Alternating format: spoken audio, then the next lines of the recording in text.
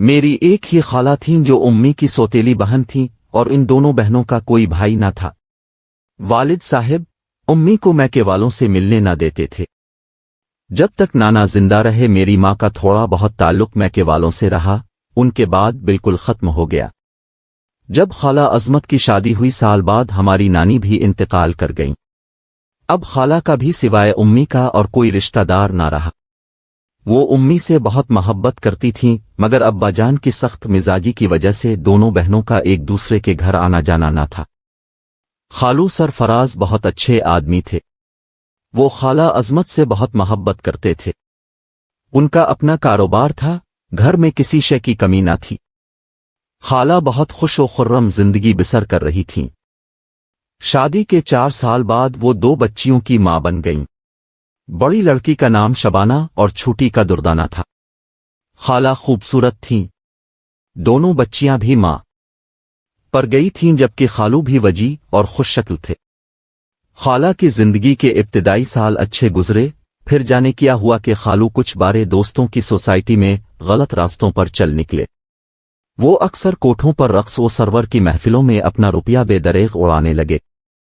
तभी उनकी मुलाकात एक रक्कासा से हो गई, जिसके पीछे उन्होंने अपना घर बार कारोबार सब बेच दिया।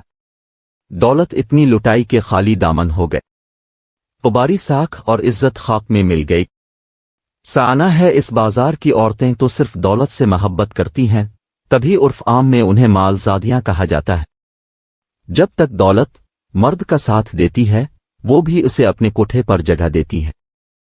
जब चाहने वाले की दौलत साथ छोड़ जाए तो उन मालजादियों की कंगाल से किया निस्बत। खालू ने जिस रक्कासा के पीछे अपनी सारी दौलत गंवा दी, उसने बाद में उनसे आंखें फेर कर धुतकार दिया। इस बात का खालू को ऐसा सदमा लगा कि वो बीमार पड़ गए और उन्होंने गम गलत करने को नशा शुरू कर दिया। इधर उनकी गफलत से कारोबार चौपट हो गया तो वो कर्जदार हो गए, और उधर दोस्त यार साथ छोड़ गए जो कभी कोटेई की महफिलों में उनके साथी हुआ करते थे। जब मुफलिसी के साथ साथ कर्ज खा बहुत तंग करने लगे तो एक दोस्त आड़े आया जिसका नाम जुबैर था। जब खालू पर बुरे दिन आए तो उसने ही उनकी कुछ माली मदद की। यहां तक कि खालू की बीमारी के दिनों में जुबैर का हमारी खाला के घर आना जाना बहुत हो गया। इन दिनों खाला के हालात इतने खराब हो गए थे कि घर में 2 वक्त की रोटी के लाले पड़ गए। जुबैर ने खाला को बाकायदा खर्चे और राशन वगैरह के लिए कुछ रकम देनी शुरू कर दी और खालू का इलाज भी कराने लगा। इंसान की नीयत का कुछ पत्ता नहीं होता, ये एक छपी हुई चीज होती है। खादी जाने पहले से इसकी नीयत बद थी, आबाद में खराब हो गई। इलाज के बहाने वो खालू को हेरोइन का नशा देने लगा। रही सही कसर इस तरह पूरी हो गई कि वो हेरोइन के नशे के आदी होकर बिल्कुल बेकार होकर रह गए। अब खाला अजमत के हालात इतने खराब हो गए कि उन्होंने हिम्मत हार दी।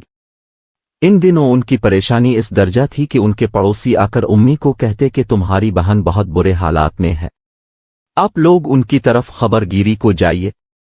उम्मी मजबूर थीं। वो अबू के मना करने के बाइस उनके पास नहीं जा सकती थीं, और खाला भी इसी वजह से हमारे घर नहीं आती थीं। अलबत्ता किसी शादी ब्याह की तकरीब में दोनों चोरी छुपे मिल लेती थी।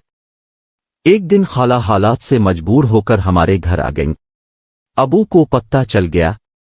उन्होंने उम्मी से झगड़ा किया और खूब हंगामा उठाया।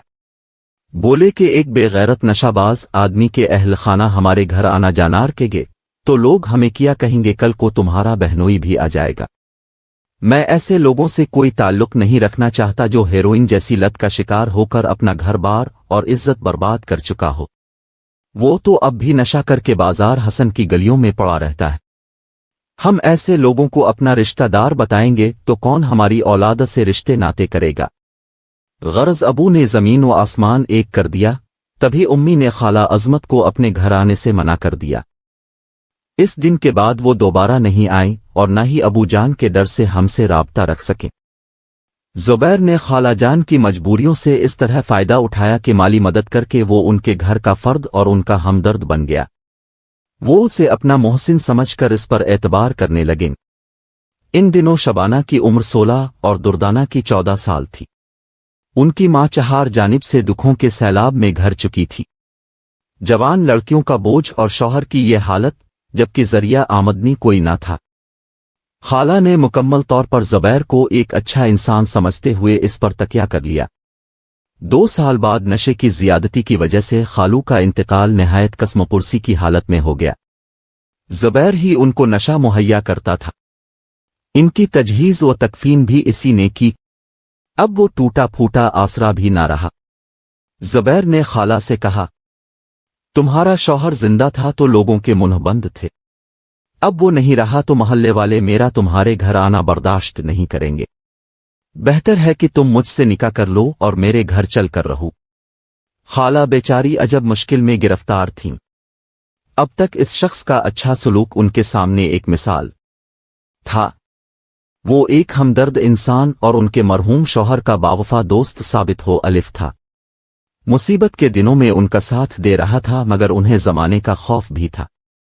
उन्होंने कहा कि मेरी लड़कियां जवान और शादी के काबिल हैं, इस उम्र में जबकि उनकी शादी के दिन है। अगर मैं निकाह कर लूंगी तो लोग क्या कहेंगे? मेरी बेटियां क्या सोचेंगी कि मां हमें दाल्हन बनाने की बजाय खुद दाल्हन बन गईं।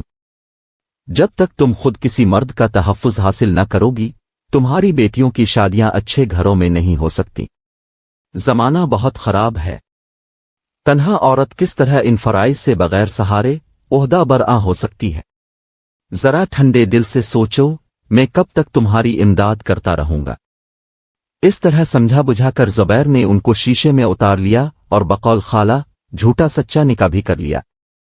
निकाह से पहले खाला ने किसी तरह उम्मी से मुलाकात की कोशिशें की थीं, मगर अबू के डर से मेरी मां उनसे मिलने ना गई। कहलवा दिया कि निकाह कर लो, अच्छी बात है, निकाह करना कोई गुनाह नहीं, इसमें डरने की क्या बात है। इस तरह इन बेचारी ने कोई राह ना पाकर ज़ुबैर से निकाह कर लिया। खादीजा ने यह सच मीम का निकाह था या इस शख्स का ढोंग था? वो निकाह नामा लाया, खाला से दस्तखत कराए, अपनी तरफ से 4 लोगों के नाम भी लिख लिए और फिर खाला और उनकी दोनों बेटियों को लेकर पुराने महल्ले से चला गया।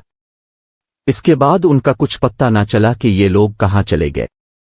पहले तो उनके महल्ले की कोई औरत मिल जाती तो उनके बारे हालात इसकी ज़बानी मालूम हो जाते थे, या उम्मी किसी जानने वाली को खाला के महल्ले भेजकर उनके हालात पत्ता करवा लिया करती थी। अब जबकि ज़ुबैर के नए ठिकाने का ही पत्ता न था तो किस तरह उनके हालात मालूम हो सकते थे? यूं नहीं 6 बरस गुजर गए। एक दिन अबू घर आए तो मूड बहुत खराब था। उम्मी से कहने लगे, सुआन लो अपनी बहन के करतूत। मैं ना कहता था कि अजमत से ना मिलो, आखिर कोई वजह थी ना। नाम तो अजमत और गिरी जाकर जिल्लत की पस्तियों में, ये अजमत मुझे शुरू से ही ठीक नहीं लगती थी। हुआ क्या है? उम्मी ने पूछा। आज एक जानने वाला मिला था, वो फिल्म इंडस्ट्री का आदमी है। मुझे बता रहा था कि एक अजमत नामी औरत है जिसने ज़ुबैर नामी शख्स से शादी कर रखी है। इस शख्स ने निकाह का ढोंग रचाकर उसकी दोनों लड़कियों को कोटई की जीनत बना दिया है और अब उनको फिल्म इंडस्ट्री में लाने के जतन कर रहा है। वालिद साहिब ने ये कहकर जमीन पर थोक दिया और बोले, ऐसे लोगों को रिश्तेदार बताना अपनी इज्जत खराब करना है। मैं यूं ही तो मना नहीं किया करता था तुमको, मुझे तुम्हारी बहन और बहनोई के लचे नोहे का अंदाजा था। अब खबरदार जो तुमने किसी को बताया कि अजमत तुम्हारी बहन है, कोई जिक्र करे तो कह देना कि वो अजमत तो कब की मर गई, ये कोई और अजमत होगी। अब्बा की बातें सुआन कर मैं सोचती रह गई कि हालात ने खाला और उनकी लड़कियों पर किया क़यामत ढाई, जो वो ऐसी गलीज़ जिंदगी को कबूल करने पर मजबूर हो गईं। यकीनन इन सब की शराफत का कातिल वो बदमाश ज़ुबैर था जिसने एक लंबी मंसूबा बंदी करके मेरी खाला और उनकी बेटियों को दलदल में गिरा दिया। लेकिन अब्बा जान जो जानबूझकर मेरी मुफलिस और मजबूर खाला से तगाफुल बरतते रहे और बारे हालात में उनकी मदद नहीं की, क्या वो मुजरिम नहीं? मेरी नज़रों में तो वो भी मुजरिम हैं जिन्होंने बारे वक्त में उनका साथ देने की बजाय उनसे उम्मी को भी तर्क ताल्लुकात पर मजबूर किया। उन्होंने बेशक कत रहमी से काम लिया और आज वालिद है अपनी बहन और भांजियों को अपनी रिश्तेदार बताने से भी खौफजदा है। अब्बा जैसे लोग दूसरों को मुजरिम ठहराने से पहले खुद अपने गिरेबान में झांक लिया करे।